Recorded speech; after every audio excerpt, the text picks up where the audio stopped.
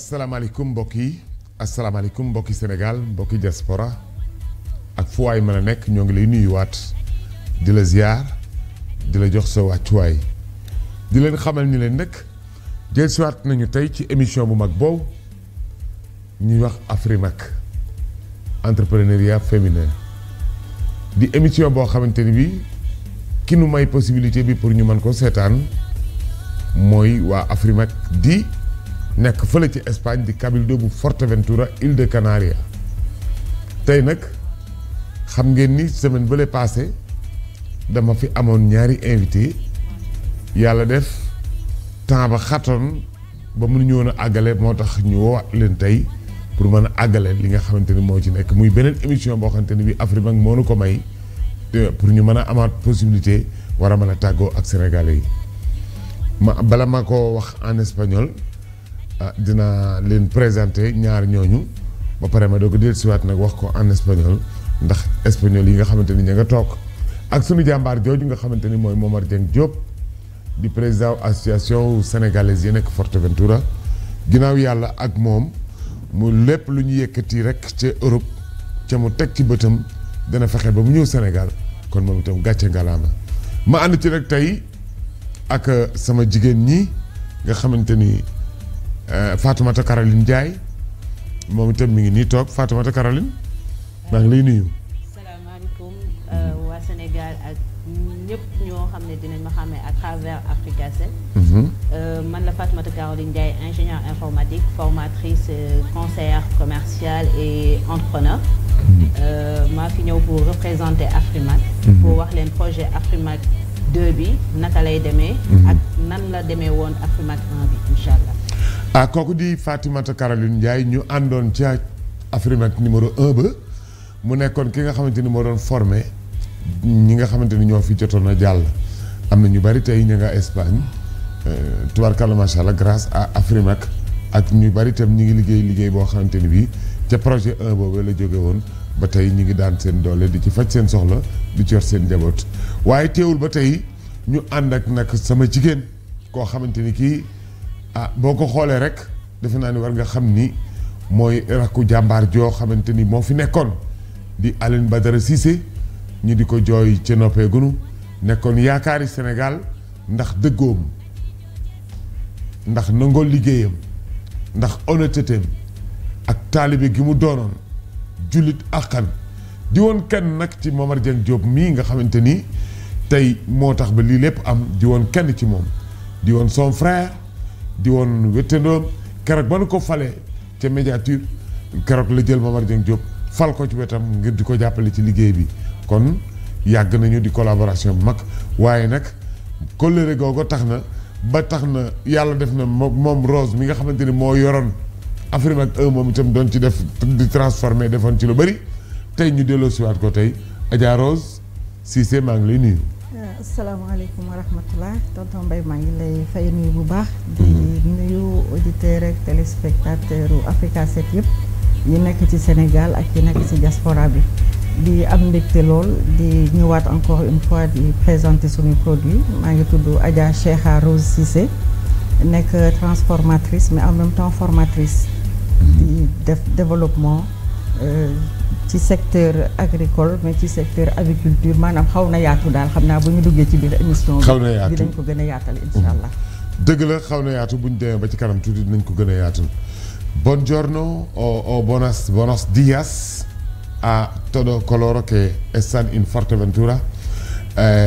Voy a volver a dar las gracias al señor Carlos Gutiérrez que nos ha dado la posibilidad de hacer un alto promoción, dar la posibilidad a mucha gente que no han tenido la oportunidad de ver la emisora pasada. Nos ha dado esta vez, una otra posibilidad de gratuitamente que le podemos ver ese Afrimac que ha vuelto en África para ayudarnos, para darnos la posibilidad de aprender muchas cosas que no sabíamos, que volver a dar a las mujeres una posibilidad de trabajar a 100 mujeres y todo eso. Quindi vuelvo a dar las gracias a todo el Cabildo de Fuerteventura, Lola García Gutiérrez, el señor Sergio Lloret, el presidente del Cabildo de Fuerteventura, sin olvidar el Momar Dieng Diop, nuestro infatigable Momar, que siempre está buscando la posibilidad cómo dar a la gente, cómo ayudar a la gente en Fuerteventura, como la hace con las asociaciones senegaleses, así la hace también desde Fuerteventura en Senegal para ayudar a muchas mujeres que han la volia, que quieren trabajar y no tienen la posibilidad. Kon nag mbokk yi yéen a ko dégg doon nuyu Lola Garcia ak señor Sergio Lloret mi nga xamante ni mooy maire dëkk ba dëkk Fuerteventura ak Momar Dieng Diop ak Lola Garcia mi nga xamante ni moom itam mooy concejal bi nga xamante ni moo yor lii di projet yi nga xamante ni mooy Afrima Développement. Kon nag du ma def rek lu dul tàmbalee ko ci Caroline mi nga xamante ni te Afrima numéro 1 ba moo doon def formation bi. Caroline, formation Afrima numéro 2 bii nga gis tey ñu dellusiwaat doon ko def tey mu nekkoon dernière émission bi nga xamante ni sénégalais yi nga xamante ni amoon nañu opportunité seetaan ko tey gisaat nañ la ci kii bi lan nga mën a dolli ci xelu sénégalais yi ak ban lan nga leen mën a wax ci yan avantage ñoo ci nekk ci ñoom. D'accord. Afrima déjà. Avant tout nga présenté wu wax ñu yow yaay kan ba pare. waaw man si Afrima formatrice laa fa woon. En 2017-2018 formatrice laa fa woon ci ñeenti domaine dañu defoon ñeenti domaines yoo xam ne innovation technologique la nekkoon. Concept ak outil bi. Après ñu jàngal leen entrepreneuriat numérique. Stratégie ak outils yi. Marketing digital stratégie. ak outils. yooyu lañ doon jàngal ay xale yu jigéen yoo xam ne dañ sélectionné woon Espagne foofu. dañ leen sélectionné woon 15 espagnols. yoo xam ne dañ leen sélectionné ñu ñëw fii Sénégal. mooy image yi ngay seen nii. waaw mi ngi nii. dañ leen a sélectionné ñu ñëw fii. jaxasoo 15 sénégalaises yoo xam ne. fii lañ nekk ñoom tamit ñu am ay projet ñu jàngal leen ak domaine yi ñu indi nii ñu jàngal leen ñoom projet yi ñu am naka la ñuy def. pour mu jëm kanam pour mu sotti. jox leen outils yi ak stratégie yi ñu war a teg pour mën see génn. léegi bi ñu gisee nii fii def nañ ba pare dañoo def Sénégal ba pare ñu dem Espagne. ñu gis ne Espagne mbay bi am na fa solo. ñu yóbbu leen ci centre technologique bu Fuerteventura. ñu gis ne foofu robotique baak yooyu yëpp a ngi fa. ñu won leen aussi ressources renouvelable yi. yooyu yëpp énergie renouvelable yi eau beeg yooyu yëpp. naka la ñuy utiliser tey jii ñoom xam-xam bi ñu am fii. kon fii lañ leen jëlee woon yóbbu leen Espagne. dañ leen a jël waaw dañoo njëkk a indi waa Espagne ñu ñëw fii. ñu jàng ñun ni ñuy doxalee. ñu jëlaat waa Sénégal yóbbu leen Espagne. ñoom tamit ñu xam ñooñu naka la ñuy doxalee. bi ñu ñibbisee am na ñu boole loolu yëpp xam-xam yi ñu gagné foofu ak yi ñu amoon fii. ak notion yi ñu leen jàngalaat. pour mener à bien seen projet.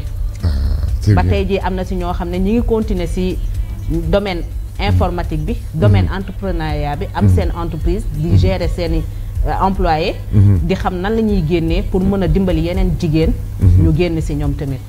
ah très bien tegal foofu sa loxo ma ñëw ci Adja Rose moom itam formatrice la moom itam day jàngale naka la ñuy liggéeyee naka la ñuy defee produit yi nga xamante ni am na ko ci kaw table ji bala nga may présenter produit yi nga ma tegal ci kaw table ji ndax yoon bële tàmbaloon nañ sax nga di ma ko présenter lii ngeen di transformer naa seetaan vidéo ba pare bi nga xamante ni yaa ko def ba pare ñu dem ci vidéo bi.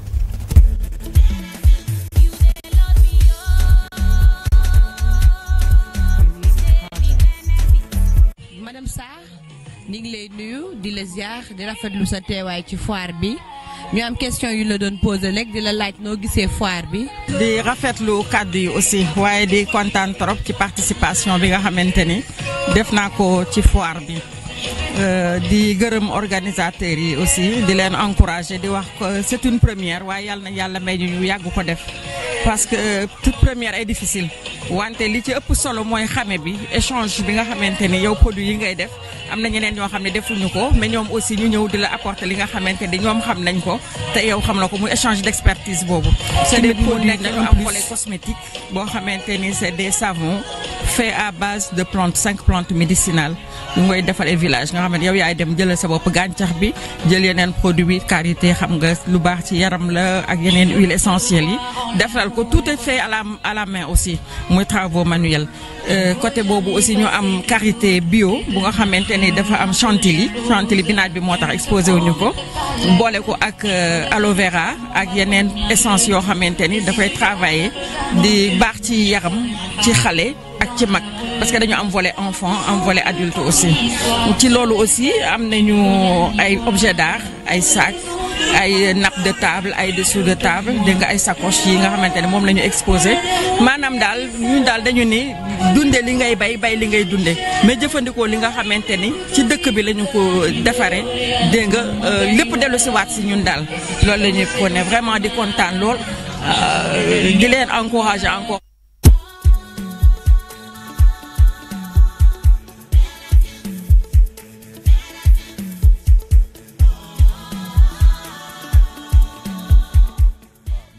tubarkalla macha allah gis nañu loolu produit yi nga xamante ni moom nga yóbboon ci foire bi gis nañu tam liggéey bi nga xamante ni moom nga ci liggéey tubarkalla macha allah def naa ne produit yi mooy yi ñu teg ci kaw taabal ji. waaw produit yi moom yi ñu teg ci kaw taabal ji. mbay donc ni ma ko waxee rek daal dañuy prôner consommer local.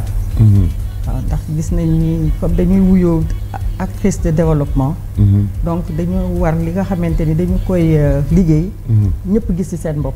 ñëpp gis ci seen bopp mu nekk développement localité. mais nekk développement dëkk bi aussi. donc ci kaw loolu ci présentation donc man je suis diplômée en assistant de direction. mais xam nga rek affaire bi da ngay dem ba am amuuram. ma commencé ko ci aviculture. doon ci liggéey.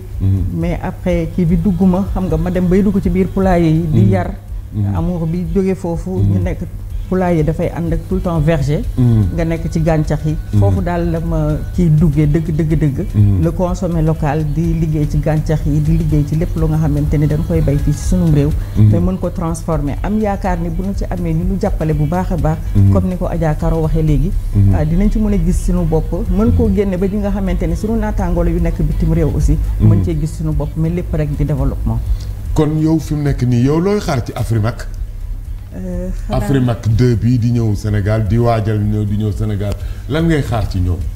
jërëjëf monsieur Mbaye li ñu ciy xaar rek mooy comme volet bi nga xamante ni moom la ci Adja Koro yore nii. muy volet informatique. muy volet développement. muy volet échange d'expertise aussi. parce que comme ni ma ko waxee sànq ci interview bi. ñun mun nañu am suñu expertise. mais mën nañu ñàkk aussi ay moyens yoo xamante ni tey jii bu ñu doon am rendement benn wala ñaar. suñu ci boole benn expertise bu ñu indil. rendement bi dafay gën a yokk. donc loo doon am 10 par exemple tey da nga koy multiplier par 10. yaakaar naa développement bi day gën a jëm kanam. donc ñu ci xaar accompagnement bu baax. mais aussi intégration ci nouvelle technologie yi tamit parce que am na ci solo. am matériel adéquat parce que comme ni ma ko waxee à la main la ñuy liggéey donc suñu mënee am matériel am un suivi ak vraiment ay formation parce que formation du doy j'ai une tante qui disait que ni la recherche du savoir c'est du berceau à la tombe donc jàng daal amul mag amul xale toujours rek mën ngaa jàng lu bees loo xamante ni la lay jëmale kanam loolu yëpp nag ñu am yaakaar ne ak suñu participation xëy na Afrimac daal yooyu dinañu ko mën a apporter incha allah. d'accord Adja Rose kon tubaarkalla macha allah produit yi nga xamante ni moom nga teg ci kaw taabal ji nii bu weex bii par exemple bii. dangaa sant Mbaye xaw ma lu tax nga dëkk koo jël. damaa gis mu weex rek te weex dafa rafet tubaarkalla macha allah. donc bii nii meew la. waaw c'est du lait de vache pur. lait de vache waaw. léegi li tax ñu indi ko nii c'est non transformé juste pasteurisé. parce que ci meew bi. din nga ci def soow. mën nga ci defar yaawu. mën nga ci def. n'importe qui mën na ko def man mii mën naa ko def. boo ko jàngee. parce que boo ko jàngulee doo ko mën a def. donc foofu muy indi encore suñu besoin de formation. dëgg la mën nga ci def aussi comme genre jet yi baal ma ci publicité bi xam waa jet. xam nga c'est du lait aromatisé. mën nga ko def fraise mën nga ko def banane yow yaay choisir rek parfum bi nga bëgg. bëgg. mais à partir de meew bi mën nga ko ci def. crème fraîche mën nga ko ci defaale tamit. donc bëri na ay kii yoo xamante ni. à base de lait nga koy def. te muy pur meewu nag bu ñu ratt bees. foog naa ni moom moo gën a naturel parce que meew pëndëx bi mënuma la garanti à 100% que ni meew la. ndax daal mu ngi noonu mais bii moom. mën naa la ni ratt bees la. meew la li ñu soxla ci meew protéine vitamine ak yëpp. mi ngi ci biir waaw ah kon nag ça c'est bien yii ci kaw table ci nag produit yi nga xamante ni par exemple bu verte bi yore couleur Sénégal bi. di ci profité woon nag di ñaanal sunu gaynde yi ndax tubaarkàlla macha allah couleur bii moom a delloo siwaat ndax tubaarkàlla macha allah démb def nañu manoore ndax xam nga ni Sénégal dafa yàgg bari jom. kon doomi sénégalais bu génnee dem lu toll ni kan ñu am ndam loolu moom sax laa war a jëkk ubbee. ñu nuyu leen remercier leen ndax xam naa télé bi mu ngi ciy bay waaram. dëgg la waaw kon ñu leen di encourager une fois rek di ñaan yàlla ndam li nga xamante ni Sénégal yëpp séentu nañ ko fi muy coupe bi. yàlla na ko yàlla jox te mu ànd ak sunu njiglaay itam. dëgg la waaw bii nii di la fàttali sunu couleuru Sénégal. nebedaay la. nebedaay jus de nebedaay. nebedaay du dee mukk. waaw du dee mukk nebedaay. xam nga ñu bëri nag li ñu ko gën a xamee mooy togg suñu mbokku séeréer yi togg cere. mbuum wala jël ko am na ci côté thérapeutique bi ñu nga xam ne dañu naan dafa baax ci diabète. dafa baax ci ay bët yu lëndëm. mais ñun daal côté culinaire bi la ñu gën a jël. mooy nebedaay bi boo ko jëlee. au lieu nga koy togg noonu rek di booleeg cere ak yooyu. mun nga ko def jus. boo ko defee jus yenn saa yi bu ko xamul sax bu ko gisee dafa naan di tax la. mën nga ko gis ni di tax la. mën nga ko ñam ni di tax la. buñ la ci génneelul kumpa ni la du di tax doo ko xam. waaw mu ànd ak beneen produit buy nga xamante ne ñëpp xam nañu ay kiyam. ay ñoom nga boole fii. ñoom laa boole fii donc c'est au choix su la neexee nga def ko buy ngi si nii buy ngi si waaw. te ba teewul vert bi dominé ko teewul vert bi mais am na beneen vert bu fekkonte ni nebedaay bi kese la vert bi dafay gën a foncé. léegi nag pour casser ko tuuti ba pare def ko couleur vert bi dañ ciy def buy mais aussi yokk aspect thérapie am santé bi parce que xam nga buy antibiotique la. tegal foofu sa loxo ci kanam tuuti ma dellusiwaat ci yow. ma dem tuuti ci Caroline mu expliqué Caroline. yow de bokkoon nga ci Afrimac numéro 1. yaa nekkoon formatrice ba. dellusiwaat tam tey ci Afrimac numéro 2. quintessence kii bi lan mooy njariñ li nga xamante ni ñun Sénégal. ñoo ngi koy yaakaar ci ñooñu ak loolu dama bëggoon nga expliqué ma leeralal ma bu baax Afrimac parce que booba ak léegi tey nag agsi nañ ci finalité bi nga leeralal ma ko bu baax. dëgg la ñoom seen. Momar mi ngi lay dégg. mi ngi ci ligne bi. mi ngi lay dégg ma nga ci Espagne di la dégg moom itam. pour nga leeral ko bu baax. ñoom seen objectif. Afrimac 1 bi. waa Espagne bi ñu koy def. c'était pour dimbali jigéen ñi. ñu mën a dugg ci domaine bi. parce que dañu seetlu ne lu ñuy wax góor ñi ñoo ciy jiitu. dëgg la dañoo bind 100 femmes. ñoom la ñu war a former waat. léegi comme tey ji mère Rose ni mu ko waxee. ñoom dañ ciy bokk pour dimbali pour xam nan lañ ciy génnee. nan la ñuy utiliser tey Afrimac bu leen di jàppale tey. mën na leen jàppale ci nan la ñuy jaayee seen projet. nan la ñuy mën a waxee. ba convaincre tey ji partenaire bi parce que ñoom relationnel bi la ñuy aspect relationnel bi la ñuy xool. tey espagnol bu ñëwee taxaw même bu comprendre li ngay làkk tey jii war naa mën a xam tey njëriñ bi nga am. te njëriñ boobu tey jii mën nañ la jàngal nan ngay pitcher sa projet. nan ngay encercler sa projet. ba xam yow lan nga war a wuti ji fee. tey jii ñoom am nañ meew bi. bu ñu toogoon di ko seetaan meew bi day yàqu. tey mën nañoo ñëw jël tey xale yu nekk fii. yu toog yu deful dara ay xale yu jigéen. yóbbu ko tey ci mère Rose. mu former leen. ci naka la ñuy améliorer meew bi. ba mu am finalité bi ñu bëgg. loolu lépp ay création d'emploi la. léegi ñoom mënuñoo jóg tey rek jox la xaalis. non mais dañ lay jàngal naka ngay def étape par étape. naka ngay def ba gañeel sa bopp. ba mën a dimbali sa réew. génne sa réew ci pauvreté. nekk un pays développé. Afrimac loolooy objectif. mais est-ce que Afrimac xalaat na jàppale leen ci matériel bu ñu mën a liggéey meew bi par exemple xam nga meew bi. jël sag bay woyal fee la ñu xam ci rat woyal mais ñoom am nañu yeneen possibilité yoo xamante ni xëy na. bu ñu ko defee dinañ ko mën a sax commercialiser. exactement loolu lépp ci pitch projet la bokk. ndax tey jii boo jaayul sa projet boo waxul sa projet ba ñëpp dégg ko. ba xam yow lan ngay jëriñ. partenaire bi toog yor machine am te leblewu ko defu ko dara. du xam ne yow soxla nga machine bi. soo jaayee sa projet moom mën na jóge fee mu ne man de sama machine mi ngi nii. kii soxla na machine bi léegi nan la ñuy xool nan la ñuy def partenariat gagnant-gagnant con tekel foofu solo voy a ver si Momar está en línea porque hay que hablar un poquito en español para explicar un poquito lo que han hecho. Hoy hemos llegado la semana anterior al último, pero nos ha dado las gracias de poder continuar con hoy, poder continuar con gracias a ellos que nos ha dado una otra posibilidad de poder explicar a senegalés. Visto que tengo Momar Diop en línea. Momar, buenos días. Buenos días, Ibrahima. Buenos días, Ibrahima. Gracias por darnos una otra posibilidad de poder dar a la posibilidad de la gente que no han visto eso. Momar. Sí, Ibrahima, sí.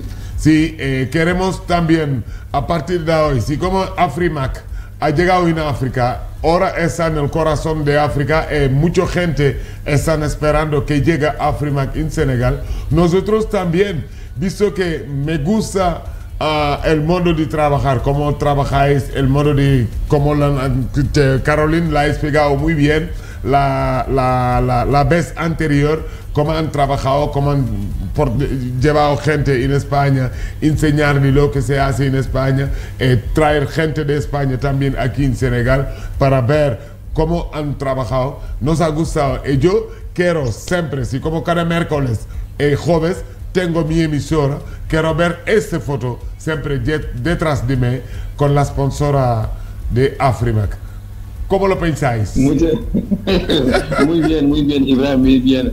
Antes de nada, saludar a sus invitadas, que es entonces, puedes hablar en senegalés primero. Puedes hablar en senegalés primero para que estén ahí te oyen.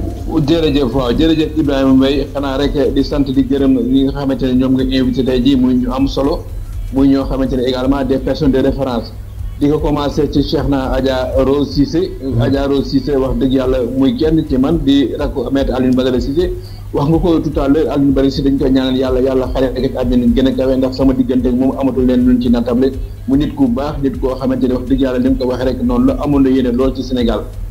tey jii projet Afrimac bii nga xamante ni ñu ngi koy wéyee tey jii dugaloon na ci loxoom bu baax a baax. dëgg la olof Ndiaye def naan bukki bu lekkee alam na ko gërëme coy.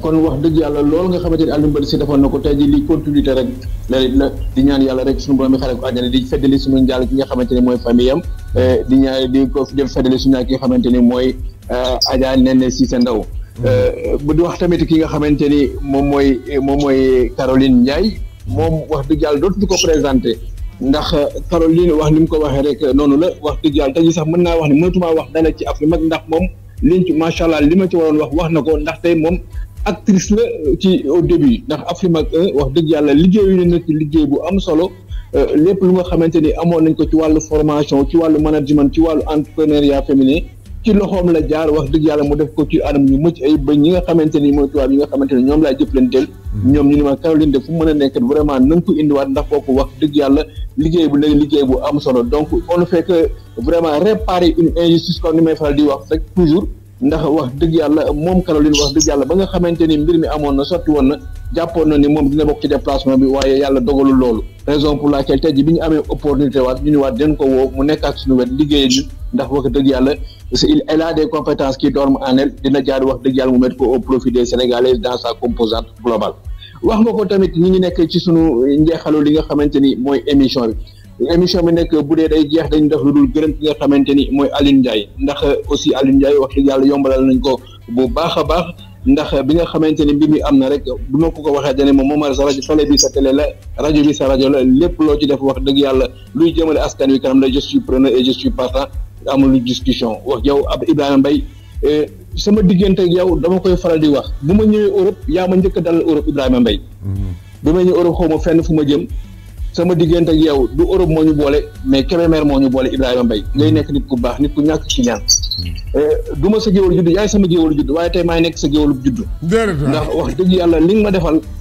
ma defal tey ji dina jaadu ma aussi ma wax ko ndaxte bi ma wàccee Espagne xaw ma fu ma jëm yaa ma dalal sa kër Ibrahima Mbaye di nga nekk nit ku baax xoolal lu la booleeg nit su ma bët bu xonqee ci yow su ma ñëwee ci yow nga saafara ko kon wax dëgg yàlla dama lay gërëm dama lay sant di sant ki nga xamante ni mooy Babacar xam nga parfois bu ñuy remercier dañuy remercier rek ñi nga xamante ni ñoom la ñuy gis ci plateau bi mais également y a les hommes de l'ombre ku mel ni Babacar le technicien Babacar mi nga xamante ni émission bi tey jàmbaar la bu awee fa mu war a aw moom la moo ko def ndax wax dëgg yàlla mi ngi liggéey bu am solo te kenn gisu ko Babacar aussi vraiment gàcce ngalaama ñu ngi lay remercier bu baax a baax di ñaan yàlla aussi lii nga xamante ne ñu ngi koy nat ñu ngi koy nësët ñu fas yéene ko àggale wax nga ko Ibrahima Mbaye ñu ngi ci njeexitalu li nga xamante ne mooy émission Afrimat lii benn pàcc la woon rek ci li nga xamante ne mooy Afrimat mooy dans le cadre de la sensibilisation ndax boo xoolee ci wàllu rajo yi ci wàllu télé yi ci wàllu presse écrite ak ci wàllu réseaux sociaux yi fépp ñu ngi ci doon jàllale li nga xamante ne mooy programme Afrimat pour informer pour sensibiliser les femmes parce que li ma koy faral di wax rek les compétences sont là les capacités sont là mais li nga xamante ne mooy moyen pour les accompagner pour leur permettre d'accomplir leur mission de manière beaucoup plus efficace loolu la ñu amul Afrimat nag suñu valeur ajoutée ci fànn boobu day ñëw offrir li nga xamante ne loolu la ñu manqué ba li dee wax ni rek nous sommes au Sénégal et nous y restons ndax fi ñu toll nii ci fan yu néew rek incha allah fas yéene dem au niveau de Fatick peut-être Caroline loolu dina ci ñëw après ci kanam ndax Fatick fi ñu actuellement Sara mi ngi foofu en collaboration avec la rajo ECA ñi ngi am benn série de formation yu ñuy defal au niveau des femmes yu nekk ci diwaanu Fatick boobu dina leen jàngal ci wàllu entrepreneuriat féminin dina leen jàngal ci li nga xam ne mooy management dina leen jàngal aussi naka la ñuy defee ay produits Caroline wax na ko ku mel ne Adja Cheikhna Rose moom capacité yi nga am ci wàllu transformation des produits loolu aussi dina mettre son expérience à profit pour aussi moom mu mën koo jàllale ci ñeneen gox-goxaan yi ndax dëkk yi tey jii dina jaadu comme ni ma koy faral di wax rek Ibrahima Mbaye nous sommes à l'heure de la globalisation et de la mondialisation tey jii barrières yi dañ ko war a romb frontières yi dañ ko war a romb moo tax tey jii lépp loo xamante ni mën nañ koo def pour vraiment valoriser waat li nga xamante ni mooy jigéenu Sénégal valoriser waat li nga xam ne mooy capacité des femmes en tout cas Afrimat est disposé et prêt pour vraiment les accompagner wax naa ko ci say émission am na ay plateforme am na plateforme bu nga xamante ne mi ngi dina opérationnel sous peu bu ko defee képp koo xamante ne am na projet bu solvable projet bu bancable ñun je ne veux pas donner de faute expectative comme ni ma koy faral di wax toujours di plateforme boobu ngeen fa dugg ay projet bu ko defee ñu accompagner leen dans la mesure du possible. dëgg la bu ñu jógee Sénégal dañuy dem sous peu en Mauritanie li ñuy def Sénégal rek moom la ñuy def Mauritanie parce que dootul yàgg dara la semaine qui vient dinañ dem Mauritanie bu ko defee foofu aussi ñu def li nga xam ne li nga xamante ni def nañ Ibrahima pour ne pas monopoliser la parole Babacar ni ma koy waxee rek ci wàllu xarit incha allah am na loo xamante ni indi na ko muy symposium international boobu laa doon bëgg a laaj voilà de la diaspora 3 loolu 4 aussi 5 ñu ngi koy ab 3-5 mars 2022 muy ay jigéen ñoo xamante ni ku mel ni docteur Awa Bokar li nekk ca Canada ana ceeg nga xamante ni mooy Adja Khady Diaw ko la femme du social moom lépp lu muy dugg lu social la boo amul social lu ci dugg wax dëgg yàlla ana ceeg nga xamante ni aussi mooy Mame Koumba Diouf ana ceeg ak ay góor yu ma ci ayib ko nga xamante ni wax dëgg yàlla docteur Moussa Signaté mooy suñu doyen bu am fu ku baax ku ñàkk ki ñaan ana ceeg ki nga xamante ni mooy Cheikh Omar Dieng nekk ca Canada docteur Medoune Ndiaye au niveau du Cap-Vert ak man mi ak yeneen ñoo xamante ni ñu ngi ciy liggéey ci fànn boobu war a amal symposium des femmes bi ñuy amal incha allah les 3 4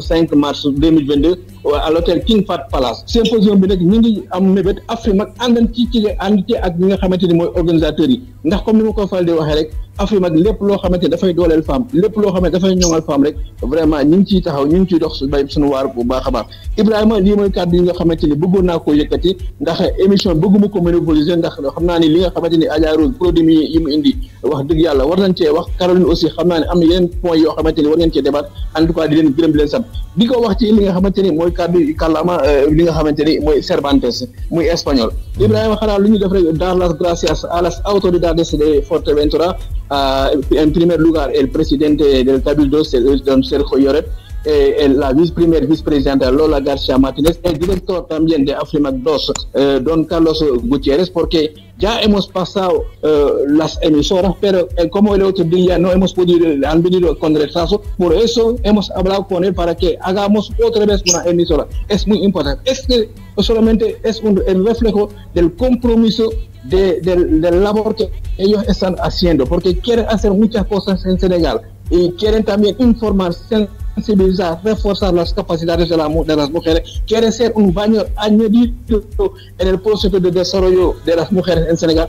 Por eso ellos están dispuestos a colaborar. Dentro poco vamos a quedar también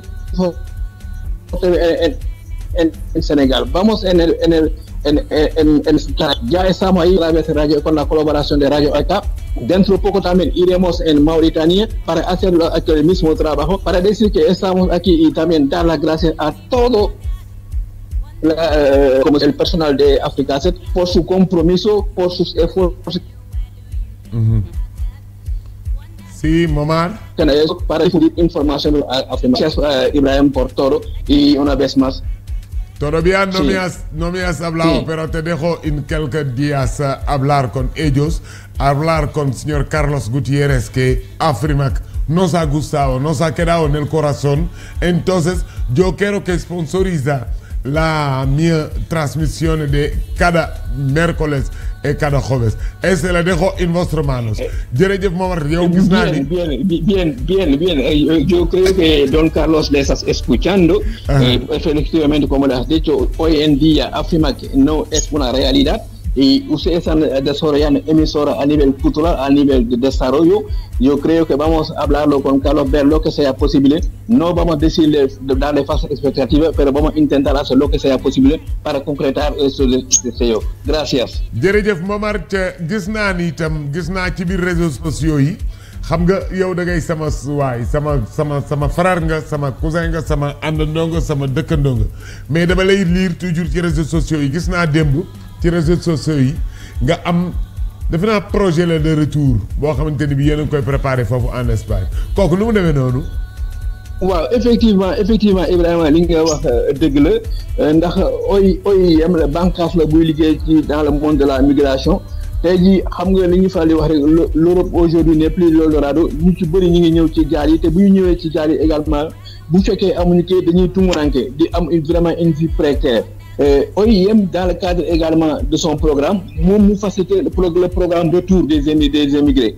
En général ñooñu ñi nga xamante ni amuñu kayit bëgg a delluwaat ñooñu peut-être OIM dafa mettre à disposition benn mécanisme boo xamante ne leen permettre wax dëgg yàlla ñu ñibbi bu mën a mucc ayib am aussi vraiment ñibbi dignement. ñoom aussi OIM bu ñu xasee ba àgg Sénégal aussi dañ leen accompagner. loolu Ibrahima Mbaye xam naa ci yeneen émission mën nañ ci gën a xuus gën cee waxtaan. Inch'Allah ndaxte loolu aussi lu am solo dina jaadu ñi nga xamante suñu mbokk yi fi nekk bu ko defee loolu nga xamante ni OIM mi ngi koy def aussi wax dëgg yàlla ñu gën koo yaata gën koo tas ba kenn ku ne mën cee gis sa bopp. ñi nga xamante ni bëgg nañu ñëpp aussi bu ñu jokkoo ak ñi nga xamante bu ñu jokkoo ak man wala kenn koo xamante ni aussi am na ay relation ak OIM dina leen faciliter wax dëgg yàlla loolu nga xamante ni moom mooy programme bi bu ko defee ñu yombale leen ko ba képp koo xamante ni bëgg naa ñibbi ñu mettre dans les conditions optimales ba yàlla def na ñibbi boo fekkee aussi dañ fa bëgg a dem nourrir fa un projet également lépp lu nga xamante ni aussi war na ca fànn boobu nañ ci taxaw dox ko wax ko ba nga xamante ni loolu am jàmm ak salaam Ibrahima Mbaye. jërëjëf Momar jërëjëf kon yéen a ko déggandoo Momar Dieng Diop nekk ca Forteventura di président wu Amin yaa rabbil alamin di président association sénégalaise yi nga xamante ni ñu nga foofu ca Forteventura tubarkalla macha allah di liggéey boo xamante ni saa yu gisee dara rek fe xelam mi ngi jëm ci Sénégal kon noonu nga nekkee ci Forteventura fàttewoo Sénégal benn yoon yàlla bu la Sénégal ma sa fàtte yàlla nañ dem ba Sénégal gépp xam ni Momar Dieng Diop mii ma nga Forteventura waaye lépp lu jóg di njariñ xelam ak jëfam ak yëpp pousse ko mu jëm si Sénégal ci loolu laay profité nag del si waat ci Adja Rose Cissé yow xam naa ne meew ngay jëkk a wax na ndax Cissé waaye damaa gis fii ay produits yu am solo lu mel ni ay saabu ak légumes yi nga xamante ni def ko ci produit loolu laa bëggoon nga expliquer ko lii defe naa ni saabu la lii nii waaw waaye nga may ma bala ngaa ñëw foofu Babacar jëlal ma tuuti Caroline ni mu ko habillé Caroline jógal taxaw jëlal ma Caroline tuuti nga xam te ni lii Adja Rose fa jaar écran ba nax na ma kon toogal tuuti voilà très bien xoolal li macha allah waneel saag bi gis ñu saag bi itam ci liggéeyu Adja Rose la kon ubbil saag bi tuuti ñu xool saag bi nii lañ ko liggéeyee moom itam kii de moom wax dëgg yàlla sañse tubaab la nag tubaab na macha allah kon expliqué nu Adja Rose li nga xamante ni tubaarkàlla moom nga yor ci sa loxo. muy saabu waaw. li ma yor nii saabu la. saabu mën naa ni saabu buy faj. waaw saabu buy faj li tax ma am sañ-sañu ni saabu buy faj la. li nga xamante ni dafa bokk ci composante yi. dafa nekk ñeenti plante yoo xam ne bu ci nekk day faj. waaw bu nu jëlee tey jii lu ci mel ni ngun-ngun. waaw. xam nga dafay faj. waaw day faj ci biir. dañ koy nekk na loo xamante ni dañ koy aromatiser lekk yi. dëgg la wante bii dañu koy xeeñale saabu bi. waaw dañ koy xeeñale pour mu am parfum boo pour ne pas ajouter des produits toxiques. dëgg la dañu préférer def ci ngun-ngun. waaw. léegi donc am na ngun-ngun. am na ngéejaan. ngéejaan. waaw. waaw. am na xottu butéel moom la ñuy wax eucalyptus. xottu butéel moom la ñuy wax eucalyptus xam nga moom dafa xaw am tuuti mant. waaw mais dafay fajaale itam. waaw am na mbër boof. mbër boof. waaw mbër boof nag man histoire bi ma ci am mooy bi ñu gënee nekk xale. dëkk village xam nga bu nawet jotaan nii rek xale yi dañuy foo ci suuf si di dugg ci ndox yi di def lu kenn xamul. donc souvent seen yaram dafay am ay picc. ñuy wax ay puttantaan ak ay yooyu des fois mag ni la da ngay dem fori leket. ci mbalit bi takkal ko. mais ñu ci bëri dañ la naan boo sangee xale bi ba pare. da ngay dem wuti mbër boof nga baxal ko ba mu ñor. nga jël mbër boof boobu ak xob yi fekk yaram bi ñeme tàngaay bi. nga bombe ko ko loolu doo ko def ñetti daan nañ ko faje sax waga jamono jooju ñu mu ngoog kon nag yaa ko waaw léegi defaale si tuuti buraas ndax xam. donc boo ko dee dindi dina dindi peau grasse dina dindi xam. ndoxum siti yooyu yëpp saabu bi daf koy dindi. ñu koy defalee nag ci dëkk bu ñuy wax Njaaroñ. ñu am exclusivité bi waaw nekk à 7 kilomètres de Joal muy sama village bu muy tiitaroo nag. ndeysaan lii nga xamante ni garab gii nga xamante ni saabu la waaye dafa ànd ak mbërbëf ngejaan ngun-ngun mbante maare moom itam xottu biteel huile ak beurre de karité huile ak beurre de karité huile ak beurre de karité ak beurre de karité ah macha allah kii de xam naa bu fekkonte ni woon émission wolof boobu la Dame Ndiaye dina ko gën a mën a leeral bu baax ndax moom xam nga jolof dañoo wax wolof yi leer waaw daa xam naa ni yaa ngi koy diglu sax waaw yeneen yi nga xamante ni kenn ak moom produit bi pot bi di rafet na trop moom bii nii waaw pot bi de nu mu rafete waaw bio la noonu la produit bi nekk si biir amee njëriñ waaw moom karité kese la karité kese karité kese. waaw indi nga lu ma bëgg waaye yow daal yàlla na nga gudd fan rek. amiin ak yow donc karité la. mais karité bu nu travaillé. def ko en chantilly xam nga chantilly moom daa mel ni mayonnaise rek. ba ngay bati waaw xam nga nag boo ko dee def loxo. donc mu wax la ni rek liggéey bi c'est un peu fastidieux metti na. dëgg la dégg nga léegi am na ñoo xamante ni dañuy bëgg ñu defal leen ci huile essentielle yow yaa koy tànn. mën nga jël huile de rose mën nga jël beneen huile.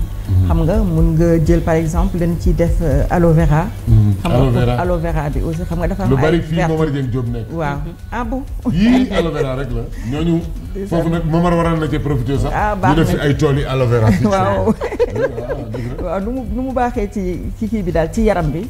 aloe vera tamit xam nga dañ naan des fois boo daggee wala dara sax. boo ko ci defee mu arrêté donc aspect antiseptique bi daf ci nekk. donc moom la ñuy jël mu baax ci yaram torop comme mbooye bi nii boo ko jëlee nga diw ko. daf ci am boo xam ne spécial pour xale la. ndax xam nga li deru mag attan deru xale attanu ko. ñu def ko pour góor jigéen. def ko pour ñi nga xamante ni dañu bëgg a taxal ak jigéen. waaw dañ ko ber daal parce que am na huile yoo xamante ni bu ñu ko ci defee tuuti su ko góor laalee ñu am fu ñu ko kii bëgguñu ko daal. waaw donc nit ki mooy choisir yan huile la bëgg ñu defal ko si pour travailler ko mais karité 100% la nekk. waaw xob yi may seen nii lii nii. waaw lii lan la. xob yi de citronnelle la. citronnelle. citronnelle men bi ñuy def tisane. waaw bi ñuy def ci ataaya. bi ñuy def ci kenkeliba. te mu baax loolu ci wér gu yaram. mais dafay toll période boo xamante ni citronnelle day manqué. donc ñun dañuy profité bu amee rek. dañu koy jël. daal di koy séché. à l'air libre mais kii aussi. kon lii lu muy jariñ nii fi mu nekk nii. lii nii. benn ci ni boo ko soxlaa période bu mu manqué di nga ko am à portée de main. bi ci des. boo ko jëlee moom ak am na beneen bu mu xaw a nirool foofu dinañ ci egsi. par exemple guddi boo amee problème insomnie wala dara. il suffit nga jël ci quelques xob nga def si ndox bu tàng. dolli lem wala yaa xam boo suukarul yooyu nga naan ko. da ngay am un sommeil léger. waaw mën nga ko aromatiser aussi say togg. waaw mën nga ko aromatiser say togg comme naanaa ni muy def ci warga rek. boo amul naanaa mën nga ko échanger ak citronnelle. yeneen produit yi des nii moom defe naa ni maa ngi koy seet nii ci kaw table ji. lii di niroog buy. waaw boobu tamit buy la. buy la mais 100% naturel amul benn produit ajouté. mais kii litre bi noonu nga ko defaree. waaw noonu lañ koy naane noonu lañ koy naane bi boisson la. boisson ni ñu amee boisson bu ci nekk fii rek boo ni mu amee boisson noonu la amee sirop. mais sirop yi amul fii tey indiwoo ci sirop yi. ankay bële ne le gingembre la. bii boobu bisaab la. waaw bisaab sirop la. sirop la bii butéel bii par exemple 4 litres lay jël. waaw bi butéel bii ni benn litre bi boo ko kii da nga ciy ajouté 4 litres nga am 5 litres de boisson. te dina doo sax yokk suukar doo def dara. te naturel 100% naturel. loolu de baax na wax dëgg yàlla. koor gaa ngi ñëw jinjeer bi waaw xam naa ni sant Mbaye moom dinañ ci gis seen bopp. koor gaa ngi ñëw ñooñu war nañ ko mën a gis seen bopp bu baax a baax. boobu ba tey moringa bi la rek moo dellu si waat. xam naa Babacar a ngi bëgg a wax ak man sax tubarkalla macha allah waaye xam naa oreiller bi te naa ngi koy dégg muy yëngu waaye tubarkalla macha allah xam naa ne liggéey bi am na solo am solo goo xamante ni bii te xam naa dinaa dellu si waat ci yow. waaye ma bàyyi Caroline en attendant mu expliqué na bu baax a baax a baax a baax li nga xamante ni moom la fi Momar Dieng Diop wax sànq. waa Momar Dieng wax na expliqué na à peu près ñun liñ doon def ak li ñuy waaj a def tamit comme ni ma doon ko wax rek accompagnement li ñuy gën a def si dimbali xale yi jigéen ñi ñu mën a insérer le monde de l'emploi mën a xam tey jii boo toogee boo jàngee ba à un certain niveau amoo liggéey du bureau yi dong mooy liggéey mën nga dem créer sa bopp sa emploi mën nga toog xalaat ne tey jii sama koñ de manqué na lii peut-être kaani dong la ñuy amuñu kaani bu mokk nan laay def ba am kaani bu mokk sama yaay mii de war naa soxla kaani bu mokk sama tante bi war na soxla poobar bu mokk ma war a mën a xëy dem si marché ba ñu walal ma kaani bi ma daal di ñëwaat xool naka laa koy defee ba jaay ko am si dara mën a bu ëllëgee ma amal sama bopp weccit boobu duma ko jël jëndee ko greffage wala jëndee ko dàll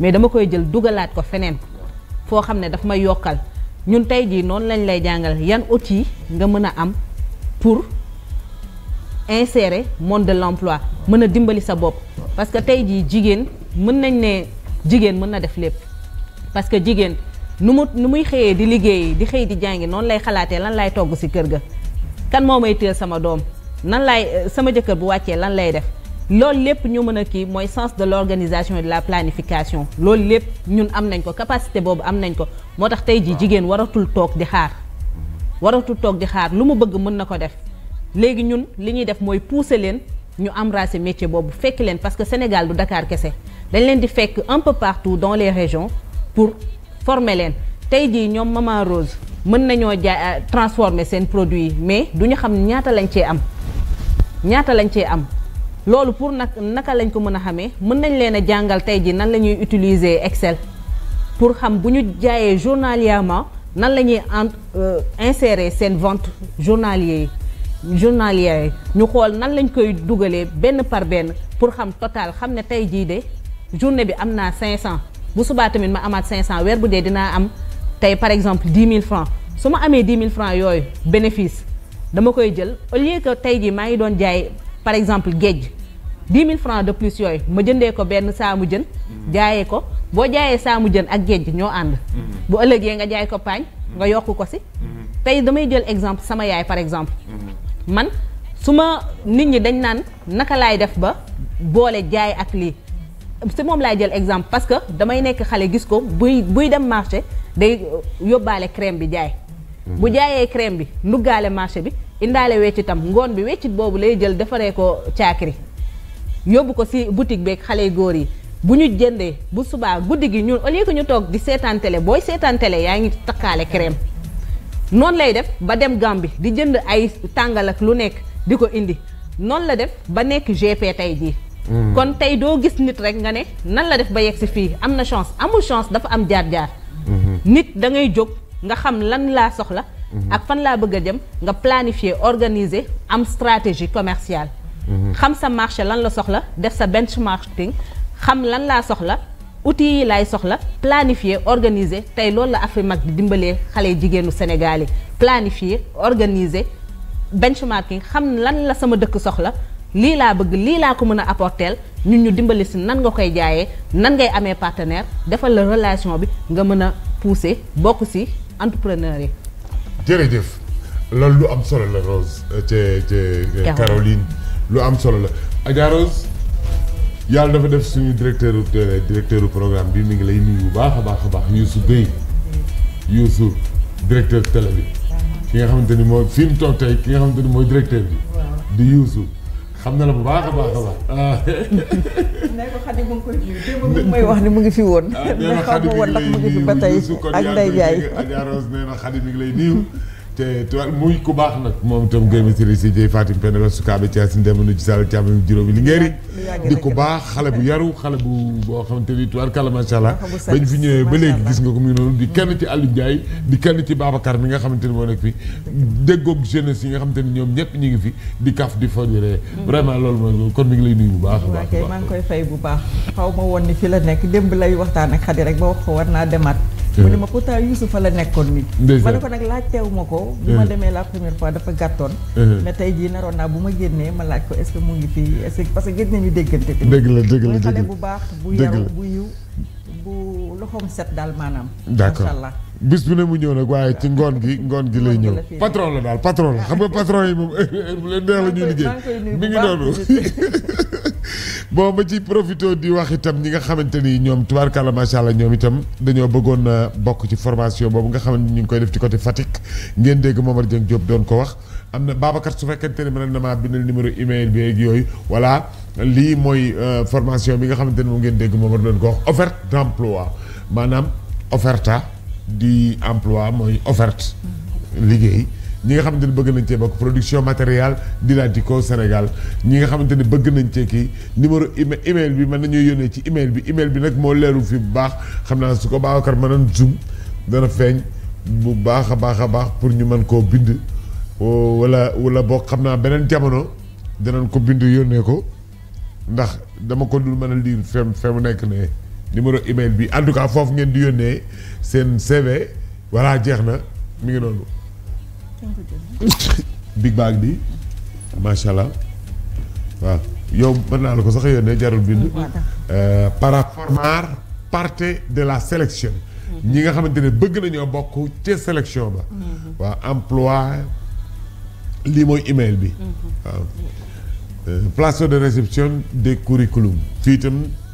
ku yor sa curriculum CV voilà jeex na nga mais defe naa am na temps nag am na durée boo xamante ni ci lañ ko ubbi ak ci lañ ko tëj avant le 6 février voilà jeex na avant le 6 février kon nag dégg ngeen ko tubaarkàlla macha allah loo xam-xam voilà mu ngi nii gis nga ko yow gisoon nga lii dégg nga li may wax ngi nii ñun danoo toog waaye Caroline kon nag yow boo jógee nag ko yónnee Babacar ndax li des ci temps bi bëreetul tubaarkàlla macha allah mais am nañu mbégte bu baax a baax doon nañ dalal tey jii fii ma wax sa dernier mot. waa sama dernier mot mooy merci. Merci à Africa 7, merci à Momar, au projet Afrimac. Aussi merci à tout le monde, à ma famille, à tous qui vont me reconnaître à travers la télévision. Maintenant xanaa di sonjaat jigéen ñi rek. yeewu jot na. mënuñu toll tout le temps di laaj. laaj dafa metti neexuñu mais dafa metti léegi nañ yeewu. nañ jóg jàng même bu ñu deful école sax. ñëwal nga ñu former la si nan ngay transformer produit yi nga am defaral saabu nga jaay jëndal dara nga jaayaat. man mii jaaykatu nokkos laa. dëgg la jaaykatu cuuraay laa. loolu lépp pour mën a am loo xam ne da nga koy dimbalee sa bopp. doo toog di laaj. dëgg la jóg leen yeewu jot na. et merci encore. jërëjëf Caroline xam naa lu ngeen yor it du tee ngeen laaj nag yéen moom yàlla leen bind ci laaj rek macha allah lu ci waay yor du tee ngeen laaj Rose yow itam sa kii yi rafet na trop yii nga joxe fi mooy volet artisanal bi rek. waaw bii waaw gis nga ko nii yéen a koy saak yi mooy nii jàkkaaroo solo noonu itam. dégg nga collier beeg écharpe beeg saak bi yëpp rek. donc disponible maanaam daal. dundee li ngay bay li ngay dundee jëfandikoo li nga xamante ni moom la ñu am ci suñu réew pour suqali suñu réew. réew mi nag mënta suqaliku sans jigéen ñi. dëgg la jàkkaaroo nee nañu bàyyi laaj bi naa xam bëgg nañu bàyyi laaj bi waaye nan ñu dimbali ci ñun tamit bi nga xamante ni moom tax ñu bàyyi laaj bi ñu bàyyi ko. mooy ñu am lu ñu liggéey ba gis ci suñu bopp njaboot gi yëpp gis ci seen bopp. en tout cas kontaan nañu may ma rek une minute. di ci remercier ñëpp. télé bi partenaires yi ñëpp rek personnel bi. waaye sama famille itam ndax tey jii dama bàyyi ab tudd sama kër. monsieur Mbaye. waaw ab tudd laa bàyyi sama kër. am tudd sama sët wallaahi. waaw mais produit yi ku ci bëgg ci yii seen numéro téléphone bala ñu ko fàtte. waaw numéro téléphone bi 77. 77. 649. 649. 03. 03. 84. 84. waaw am na ci 77. 649. 649. 03. 03. 84. 84. waaw. loolu mooy numéro Adja Rose produit yi mu teg ci kaw table ji yooyu ngeen di gis ak lii nga xamante ni moom la Caroline kii koo xamante ni kii rek soxla nga ko war nga cee mën a laaj Caroline yow itam jox ñu sa numéro. Déjà pour ñi nga xam ne dégguñ ci français pour les gens qui souhaitent participer aux deuxième session d'Afrimac. waaw numéro mon rose numéro c'est. numéro rose nga ne ñu bind ci kii bi. ci tableau bi damaa bëgg nga wax ba pare ma jox rose kàddu gi mu tëj. waaw mon numéro c'est le 77. 787 40 02. 77 787 40 02. kooku mooy Fatimata Caroline Ndiaye.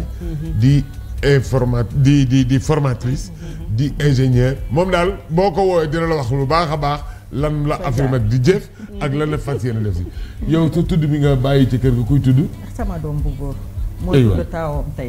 waaye nag ma waxtaan seeg moom waxtaan seeg waa kër gi dina mën a comme jiitu woon na rek. dañ dem eggale yéen dëgg la. am ndey ak baay yàlla def ko magum. kuñ tudd doom ji. ah man de nag sama ñaan yàlla nag ñu tudd ko sama borom kër rek. yàlla xaw ma nag ku ko tuddee gu waaye nag yàlla nañ ko tuddee.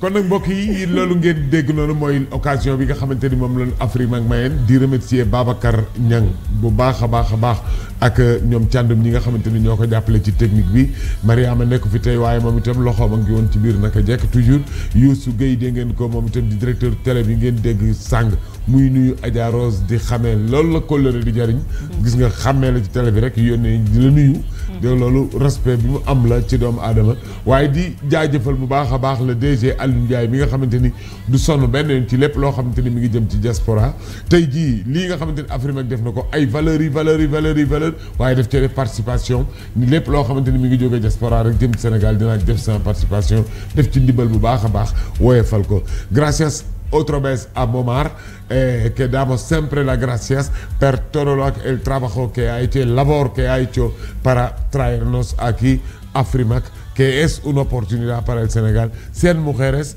para salvar África. Gracias, hasta luego.